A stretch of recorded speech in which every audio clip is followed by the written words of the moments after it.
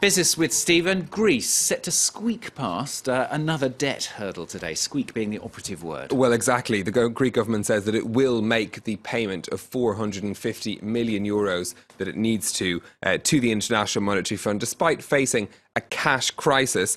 Finance Minister Yanis Varoufakis made that pledge in Washington last weekend. That's despite the fact that Greece's coffers are essentially empty. The country needs another 1.7 billion euros to pay public sector workers by the end of this month. Paying that will be difficult, though, without the last 7 billion euros of Greece's bailout loans that it's trying to secure from its European partners. But talks over those reforms needed for that money appear to have stalled for the moment. So we haven't heard the last of this anyway. OK, we're going to have a look at the markets now, aren't we? First, I'm going to take you actually to a story here in France, which is to do with the French government and its economic forecast that it's published last night.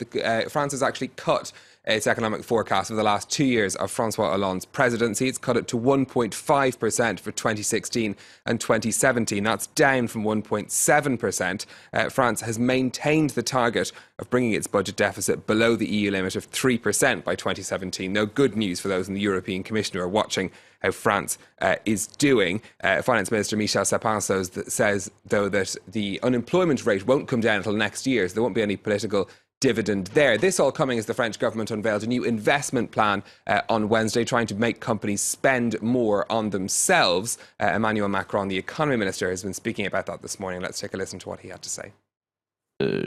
These measures involve structural reforms working alongside other measures and are designed to help pick up our economy as quickly as possible this year so that job creation will accelerate and reduce unemployment levels, because in the end, that's the purpose behind these reforms. Now, we will talk about the markets as previously promised by Stuart. First of all, here in Europe, where markets have opened up in positive territory. We're watching shares in Shell, the oil company, Royal Dutch Shell, again today after that mega merger that was announced yesterday. They're back up. They were trading down after that deal worth $70 billion to buy BG Group, but they're back in positive territory today. BG's shares also trading up at the start in London after seeing 27% gains yesterday. So still a good day for those shares.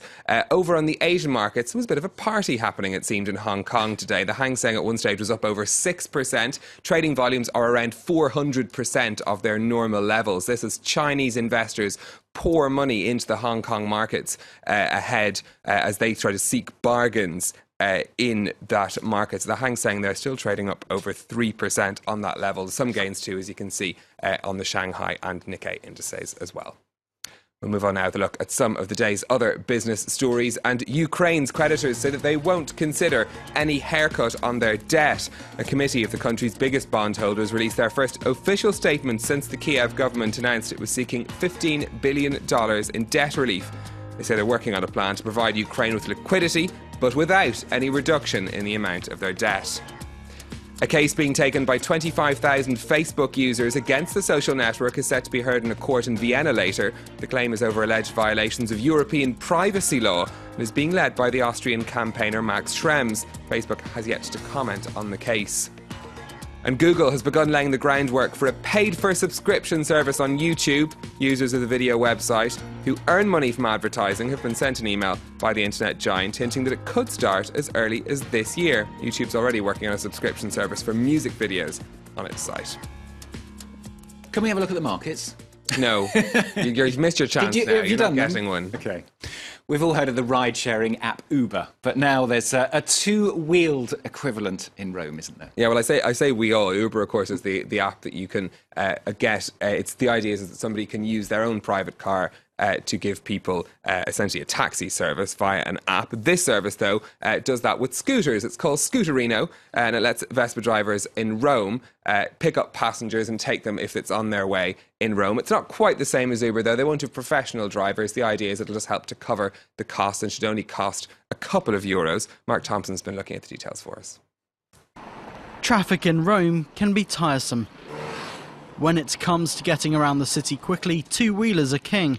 Now those who don't want to splash out on a Vespa have an alternative.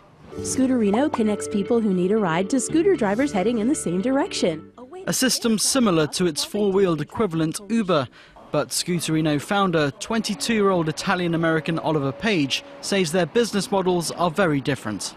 Scooterino is the first app that connects people that need a ride with scooter drivers going in the same direction. Uber's model is for profit, where the drivers are driving to make money. Now, Scooterino, on the other hand, just allows drivers just to cover the expenses of their scooter. Potential drivers have to be over 21 and pass an interview and assessment phase before they're given Scooterino's blessing. They also have to be insured to carry a passenger and have their own second helmet. In most cases, the trip should cost customers around €2 or €3, only slightly more expensive than a bus ticket. It's a nice way of making new friends, and on top of that it saves time, and I like driving a scooter. Scooterino follows in the footsteps of community-led platforms like Airbnb and BlaBlaCar, and it's got Rome residents revved up. Over 1,000 people are already registered and ready to ride. I like the idea of the guy who says that he wants to make friends by doing it. Although it is like it's a little bit more intimate getting on the back of a scooter with someone than it is getting into the back of a car. Yeah, it is a little bit cozier. But it sounds like quite a lot of fun. Although you are wearing a helmet at the times. Indeed.